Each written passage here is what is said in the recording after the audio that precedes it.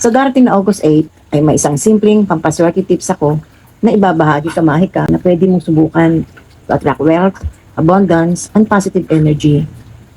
Itinuturing kasing maswerte ang August 8 dahil sa tinatawag na Lionsgate Portal, kung saan sinasabi na bumubukas ang isang lagusan ng malakas at positibong enerhiya mula sa universe.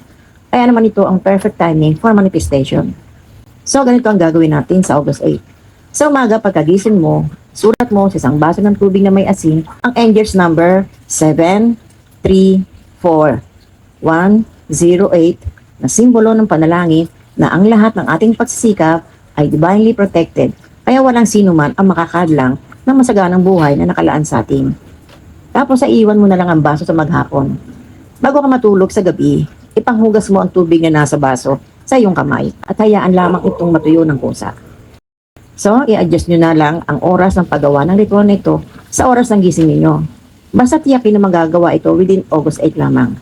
Disclaimer lamang kamahika na folk belief lamang itong ritual na ito at tingnan na lang bilang affirmation and visual prayer mo. Lagi pa rin nating tatandaan na ang swerte at tagumpay ay galing rin sa ating sipag at pagsisikap sa tunay na buhay.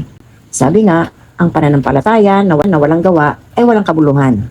Masaganang buhay po mga kamahika.